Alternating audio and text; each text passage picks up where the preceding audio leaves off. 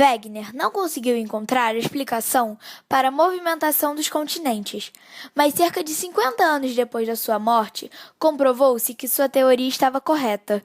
Os estudos que se realizaram permitiram descobrir que a litosfera está fraturada em diversas placas litosféricas.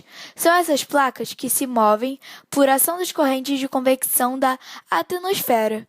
Podemos definir uma placa litosférica como uma grande porção de litosfera individualizada em que as fronteiras são o rift e a zona de convergência, fossas abissais, zonas de choque. O planeta possui 8 placas grandes e ainda um conjunto de placas de pequenas dimensões.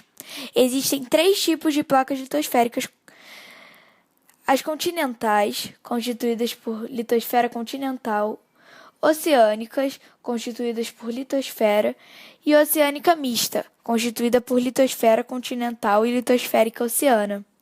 O movimento dessas placas são: movimento de convergência ocorre quando duas placas se chocam e a borda de uma fica debaixo da outra até chegar ao manto.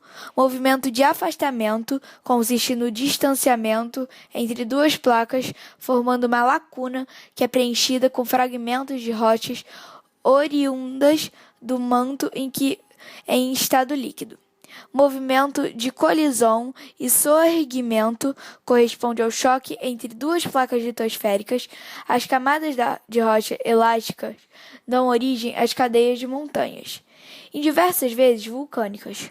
Com essa característica de formação, temos a Cordilheira dos Andes e o Himalaia.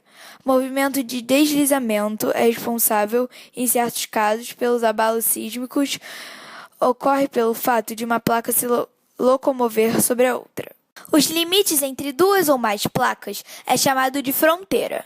Existem também 3 tipos de fronteiras, consoante o tipo de movimento das placas litosféricas.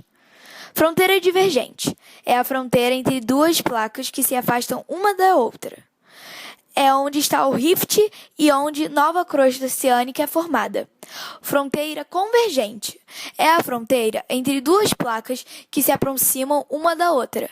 Dependendo do tipo de placas envolvidas, pode ocorrer afundamento de uma das placas ou um choque e deformação das placas, com a formação de cadeias montanhosas. Convergência entre uma placa oceânica e uma placa continental.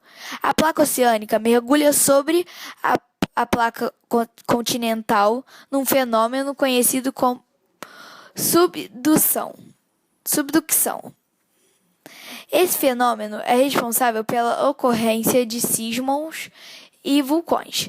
Na subdução, ocorre destruição da placa oceânica. Convergência entre duas placas oceânicas. A placa mais densa mergulha sobre a placa menos densa. Ocorre também uma subdução.